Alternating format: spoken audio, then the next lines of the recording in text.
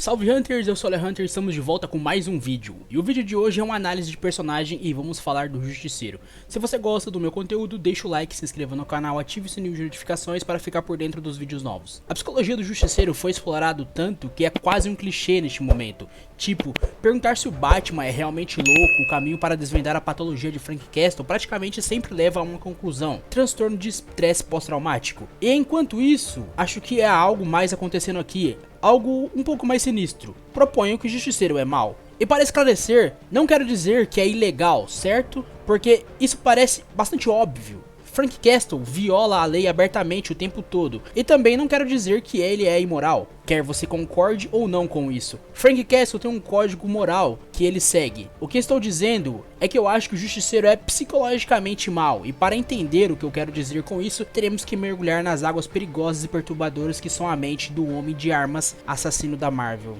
Quando Frank Castle coloca a bala na cabeça de alguém, o que será que está acontecendo na cabeça dele? A origem do Justiceiro, ele foi introduzido como um vilão em The Amazing Spider-Man na edição 129. O Justiceiro é um vigilante que limpa as ruas de Nova York através do terrorismo doméstico, faz coisas ruins para pessoas más. Um experiente fuzileiro naval dos Estados Unidos. Frank Castle deixou a guerra para trás até que sua esposa e 2 filhos foram assassinados. Buscando vingança, Castle pegou algumas armas e travou uma guerra de um homem só contra assassinos de sua família. Uma guerra que ele ganhou. Desde 1974, quando foi apresentado, o Justiceiro se tornou um anti-herói mais famoso de todos nos quadrinhos. O homem até foi além do meio, quero dizer, já falamos antes sobre o seu logotipo adotado pelo seu team da vida real, entre outros, especialmente as pessoas que gostam de armas. Há um ditado nos Estados Unidos que é dito que de tempos em tempos que a única maneira de parar um bandido com uma arma é um cara bom com uma arma. E para muitos, Frank Castle é aquele cara legal com uma arma. Mas, espere, Frank Castle é realmente um cara legal? Em primeiro lugar, quero dizer, a única coisa que quase todo mundo sabe sobre o cara é que ele mata pessoas. Assassinato é o modus operandi do Justiceiro. Mas tudo bem, como estabelecemos anteriormente, ele não desperdiça ninguém. O Justiceiro tem um código moral, seus alvos são criminosos e apenas criminosos.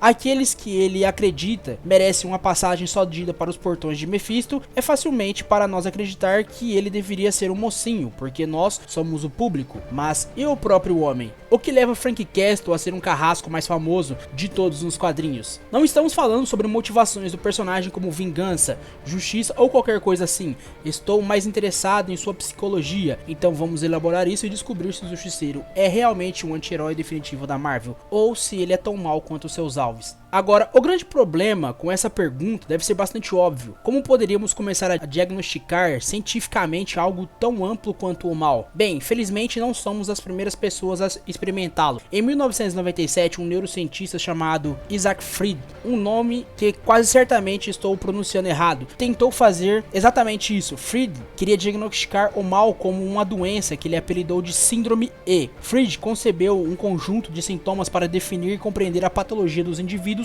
mais maliciosos entre nós, e com sorte evitar qualquer desastre que eles possam causar. E se você acha que o E na síndrome é representado como mal, você estaria apenas um pouco correto. Como Fried explicou em uma entrevista, tomei a decisão de não usar a palavra mal. Pensei que convidava a metáforas e influenciava a mente esquisita, mas eu fiquei com E. E no caso seria evil em inglês. Agora, eu sei que rotular o mal como uma doença é um pensamento meio estranho, mas na realidade Fried estava apenas tentando entender o estado mental daqueles que cometem o que uma pessoa comum consideraria atos malignos. Então vamos correr um pouco como essa premissa, no mínimo isso nos dá um tempo adequado para a história de quadrinhos. Crimes passionais. Muitas vezes pensamos em assassinato como algo que se baseia em emoções, algo impossível, onde a intenção deriva na situação de uma perda de autocontrole, ceder a instintos irracionais e animalesco. Tem até o nome cativante, crime passional. Na verdade, você pode reconhecer que esse termo foi usado em relação à contagem de corpos do Justiceiro antes. Na segunda temporada da série da Netflix de Demolidor, Matt Murdock e companhia atuam como advogados do Justiceiro quando ele é preso, porque você sabe, punindo. Para ajudar em seu caso, uma testemunha especialista é colocado no banco para explicar a mentalidade de Castle.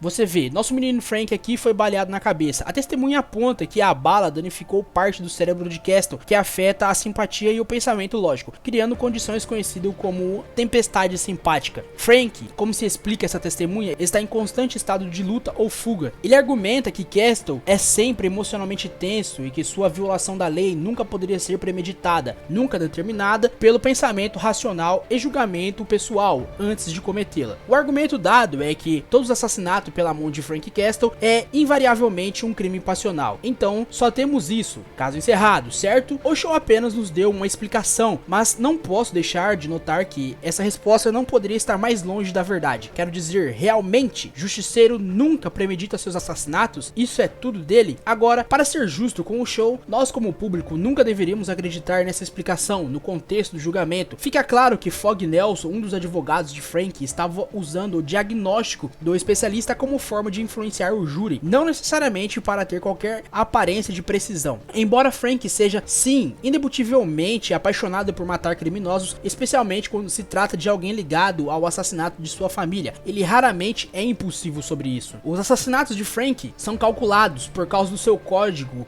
que o força a determinar primeiro se seu alvo merece a sentença de morte. Praticamente todas as mortes que o Justiceiro realiza, por definição, são premeditadas. Não é realmente algo emocionalmente impulsivo. Na verdade, mesmo naqueles raros momentos em que seus ataques são reativos em vez de proativos, ele ainda não parece emotivo. Muito pelo contrário, ele às vezes parece frio, distante, tanto assim que ele é quase como uma força da natureza, uma monção de morte e derramamento de sangue. Acho que precisamos de um diagnóstico melhor para Frank Castle do que a série está nos dando. E é aqui que a Síndrome E pode nos ajudar. Os sintomas de Frank Castle, em seu artigo sobre o assunto, Fried tentou delinear os sintomas da Síndrome E, comportamento que uma pessoa exibiria enquanto mantinha intactas as habilidades de linguagem, memória, resolução de problemas. Então, vamos percorrer uma lista e ver como Frank se compara com alguns desses sinais, certo? O primeiro sintoma da Síndrome E é cometer atos repetitivos de violência. Vou marcar esse como um talvez para o Justiceiro. Em seguida, há a habituação rápida, o que basicamente significa que quanto mais você comete atos violentos, mais naturais eles se tornam. A primeira ou duas mortes de Frank Castle pode ter sido difícil,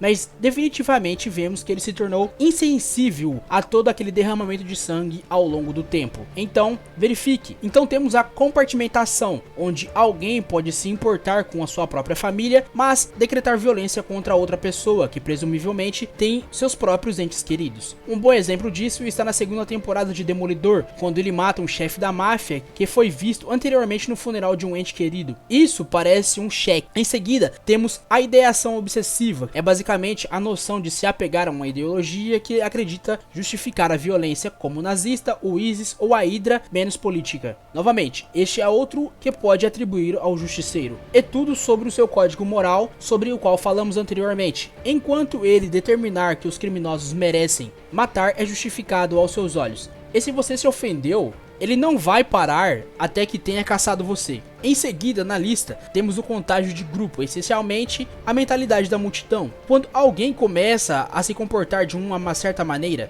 isso pega e se espalha para os outros membros do grupo. Agora, você pode não pensar, isso não se enquadraria na condição de Frank, porque ele normalmente trabalha sozinho, mas o Justiceiro mostrou a capacidade de trabalhar com outras pessoas, como o Micro, por exemplo. Sem falhas, a natureza violenta de Frank começou a ser transferida para Micro. Na série da Netflix, Micro bate no carro do agente Madani, um movimento que foi atribuído diretamente a Frank, provocando-o a agir. Outro chegue pra lá. Mais abaixo na lista, diminuímos a reatividade efetiva. Esta é uma maneira elegante de descrever que já falamos. Grande parte da violência perpetrada por um indivíduo é realizada não em um frenesi de campo de batalha, nem em uma explosão de emoção, mas como um afeto monótono. Enquanto ele mata, Punisher não parece ser emocionalmente afetado por nenhum de seus próprios derramamentos de sangue. Na verdade, a única coisa que parece provocar algum tipo de reação em Frank é a memória de sua família massacrada. Isso é difícil, mas nos dá outra verificação na lista. E também se encaixa convenientemente no próximo item da nossa lista, hiperexcitação. Nesse contexto, Fried compara isso a uma onda de ansiedade que pode causar coisas como irritabilidade aumentada, sentir continuamente que você precisa estar em guarda e pode causar problemas para adormecer e permanecer dormindo. Todos os traços que podem ser facilmente vinculados ao Justiceiro. Pesadelos especificamente desempenham um papel crítico na série da Netflix. E como você pode estar pensando, a hiperexcitação é obviamente comum entre pessoas com TEPT.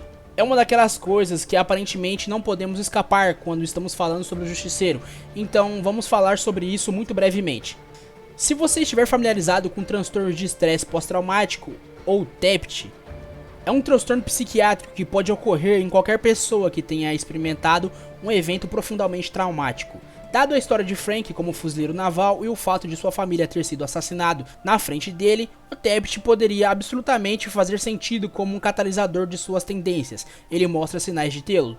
Definitivamente, ele tem sintomas como pesadelos, gatilhos, crenças negativas e, como discutimos, o que nos trouxe até aqui, hiperexcitação. Certamente não estou argumentando que o Justiceiro não tem Tabbit, eu acho que ele sabe, mas a patologia de Frank Castle parece estar além disso, exibindo um estado mental que ponto por ponto se qualifica como psicologia mental, psicologicamente mal. Mas gostaria de saber o que vocês acham. O Justiceiro é mal?